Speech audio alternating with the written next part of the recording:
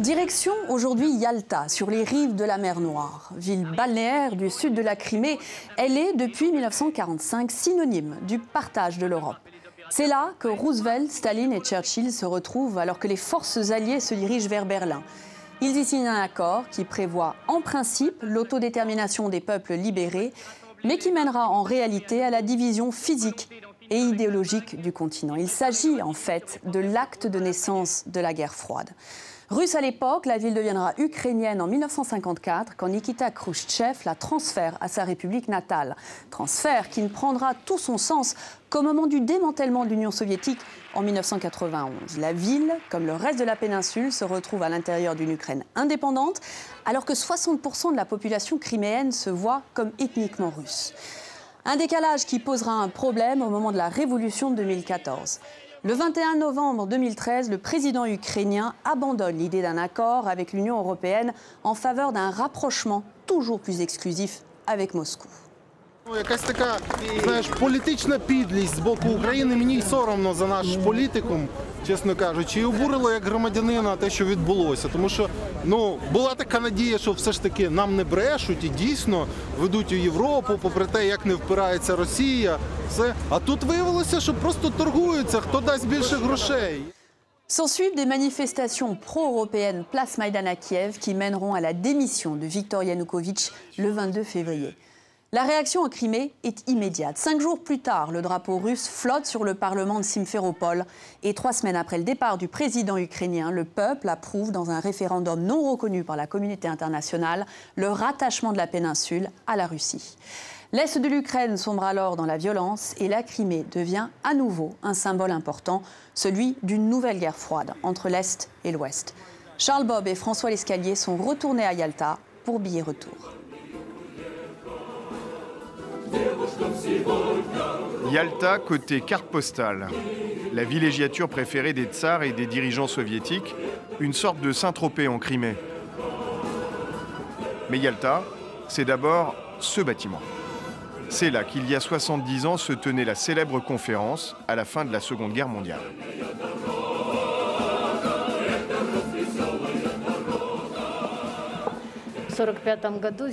C'est ici, regardez, dans cette cour, qu'a été prise la célèbre photo.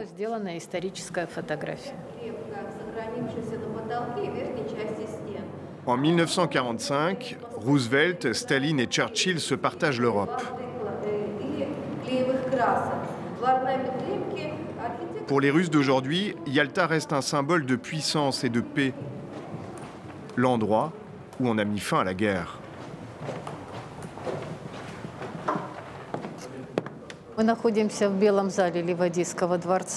C'est dans ces fauteuils que les Alliés ont pris place. Staline, Roosevelt et Churchill. La Seconde Guerre mondiale touchait à sa fin. Il fallait régler la question de l'Europe d'après-guerre. Et c'est ici que les Alliés ont résolu ce problème. Un problème résolu, un autre commence. Ce sera la guerre froide, qui se poursuit indirectement aujourd'hui. Mais les autorités n'ont qu'un mot à la bouche, la paix. Exemple avec cette ministre criméenne fraîchement nommée.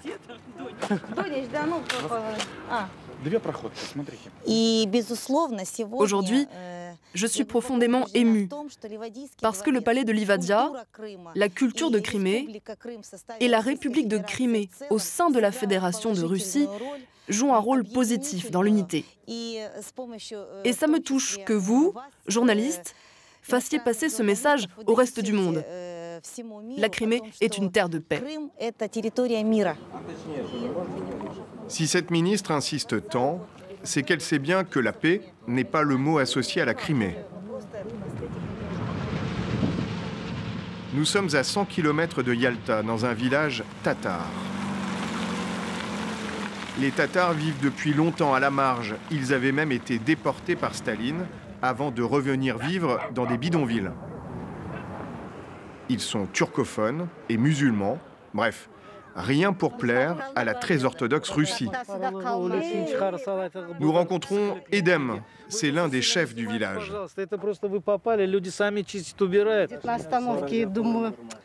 Edem tient à nous montrer l'une des premières maisons construites ici il y a 20 ans.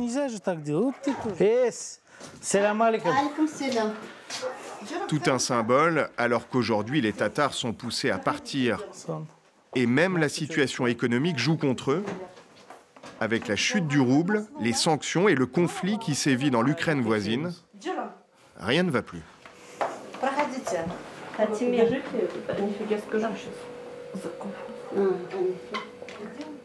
Pour nous tous, la vie quotidienne est devenue très difficile. Les prix ont augmenté. Les prix des aliments sont maintenant très élevés. Pour moi, personnellement, c'est beaucoup plus difficile.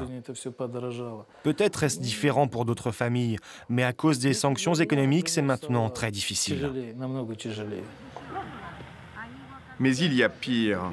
Ce jour-là, un représentant politique de la communauté est dans le village. Pour lui, aucun doute, les Russes lancent une campagne d'épuration.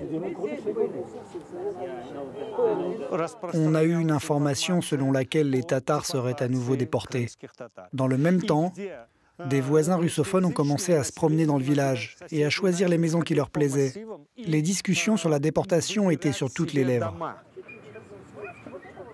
Les déportations n'ont pas encore eu lieu. Mais après l'annexion russe, les violences ont commencé. C'est l'organisation Human Rights Watch qui le dit. Des disparitions, des enlèvements depuis mars 2014. Au moins 2 personnes ont été retrouvées mortes. Tout est fait pour forcer les Tatars à partir. Sur le terrain des affaires, c'est la même chose. Ali est entrepreneur, tatar lui aussi. Jusqu'à 15 salariés travaillaient dans son agence de voyage. En fait, tout commençait ici. Là, il y avait la réception et il y avait une personne qui laissait ou ne laissait pas rentrer certains clients. Aujourd'hui, il n'emploie plus personne. Alors bien sûr, la crise est passée par là, mais surtout à Yalta, on ne travaille plus avec les Tatars.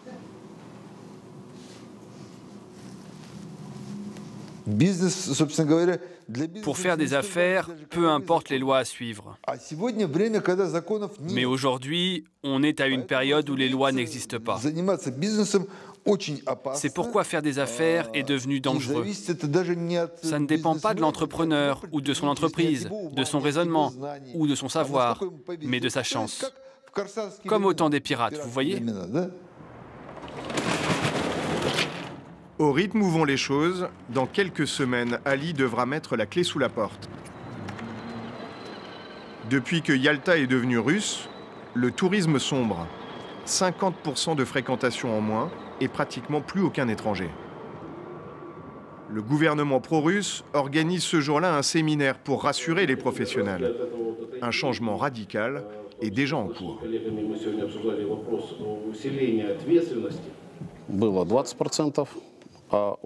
Aujourd'hui, il est évident qu'en ce qui concerne le tourisme domestique, les principaux touristes sont notre peuple, les Russes. Si avant nous avions 20% de Russes comme vacanciers et 80% d'Ukrainiens, maintenant tout s'est inversé. 20% proviennent de l'étranger et 80% de l'intérieur, à savoir des citoyens de la Fédération de Russie. Face à la colère de certains citoyens, la Russie a promis d'injecter 10 milliards de dollars sur 5 ans pour relancer l'économie. Et pourtant, quand on se promène sur le port, l'ambiance est morose. Il n'y a pratiquement personne, à part les locaux.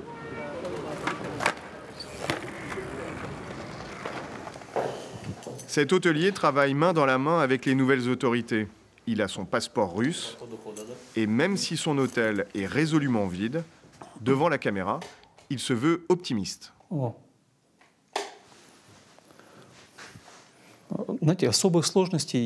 Vous savez, je n'ai pas de difficultés particulières. Il faut juste du temps pour s'adapter aux exigences de la législation russe concernant le tourisme. Mais d'ici la prochaine saison estivale, Tous les hôtels qui en ont le désir seront capables de se restructurer et pourront commencer à opérer selon les nouveaux standards de la Fédération de Russie. Parole de commerçants intégrés. Car pour ceux qui n'ont pas pris la nationalité russe et qui veulent rester ukrainiens, la situation est beaucoup plus complexe. Un exemple avec cette femme, Gulnar. Elle est de Yalta, elle y tient une boutique de vêtements. Depuis l'annexion, les clients se font rares et la méfiance est de rigueur. Pour nous recevoir, Gulnar, l'Ukrainienne, ferme carrément sa boutique à clé.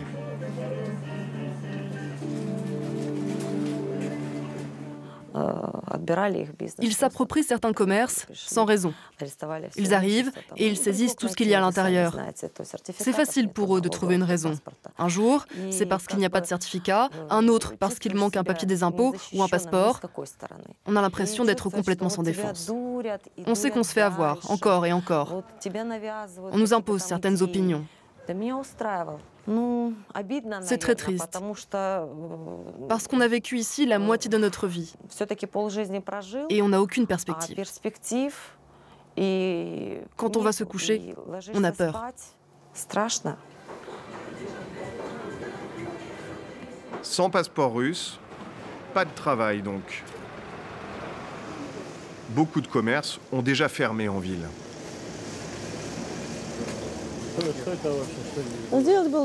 C'était un café très populaire chez les plus jeunes. C'était un très joli café, comme il faut. Ici, au premier étage, il y avait le bureau d'un opérateur téléphonique ukrainien. Des gens travaillaient ici, répondaient au téléphone. Maintenant, cela n'existe plus en Crimée. Ça ne marche plus. Alors l'entreprise est partie. Gulnar est encore ukrainienne et tout est fait pour lui compliquer la vie. Elle ne peut plus retirer d'argent ni avoir de ligne téléphonique. Le tout dans un contexte économique calamiteux.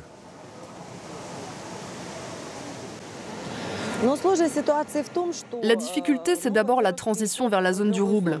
C'est une zone qui a beaucoup de restrictions.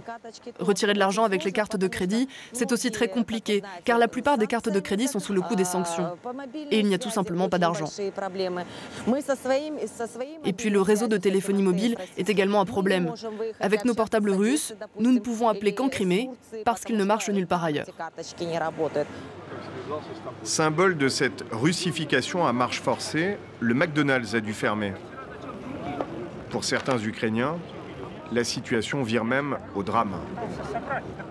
Une femme va accepter de nous parler, mais à visage caché, car elle a peur. Beaucoup de ses amis ont été arrêtés ou harcelés par les autorités et les milices pro-russes. Ce qui m'a mise en colère, c'est le régime totalitaire. Vous ne pouvez faire que ce que les autorités vous autorisent à faire. Tout ce qui n'est pas autorisé est interdit. Simplement, on a mis en ligne des photos de personnes qui soutenaient l'Ukraine sur des sites web spécialement créés pour cela, comme les traîtres de Sébastopol ou les traîtres de Crimée. Ces personnes ont été suivies et menacées. Certains de mes amis en faisaient partie. Ils ont dû fuir dans un laps de temps très court. Sur Internet, la délation est donc de rigueur. Ukrainiens, Tatars, même combat, toutes les minorités non russes sont sous pression. Car la force est du côté des Russes. Poutine en avait fait un exemple avec une entrée en grand vainqueur dans le port de Sébastopol le 9 mai 2014. Ce jour marque le vrai retour de la Crimée en Russie et une démonstration de force en plein conflit avec l'Ukraine.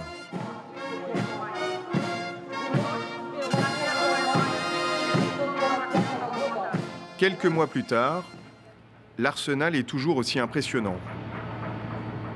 L'armada russe reste sur le pied de guerre. Entre 15 000 et 30 000 soldats sont stationnés ici. Impossible d'avoir le chiffre exact. Impossible d'ailleurs de parler à des militaires. Nous essayons pendant plusieurs jours de rencontrer le gouverneur de Sébastopol. Son quartier général est dans ce bâtiment bien gardé. Toutes nos demandes seront rejetées. Le seul qui accepte de nous répondre, c'est cet officier de réserve. Pour lui, inutile de se cacher derrière son petit doigt. La guerre froide est bel et bien revenue.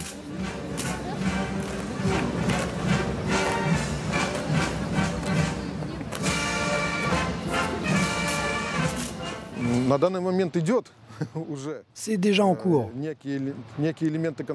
Des incidents ont déjà eu lieu. Vous savez, il y a toujours un débat sur la manière de l'appeler, guerre froide ou pas. Mais des signes sont malheureusement existants. Par rapport à la guerre froide, par rapport à l'Union soviétique, la Russie d'aujourd'hui ne se ferme pas au monde. C'est l'inverse. Le monde occidental tente de se fermer à la Russie et de lui mettre la pression. C'est la vision russe des choses. Mais une nouvelle forme de guerre froide a bien lieu. La Crimée en est devenue un des symboles. L'annexion de la péninsule est un message lancé au monde. À Yalta, on n'est plus au temps des conférences. Ici, on s'était partagé l'Europe pour la paix. 70 ans plus tard, Yalta vit sur une ligne de front. Reportage de Charles Bob et François Lescalier. C'est la fin de cette édition. Merci beaucoup de l'avoir suivi. On se retrouve très bientôt pour un tout nouveau Billet Retour.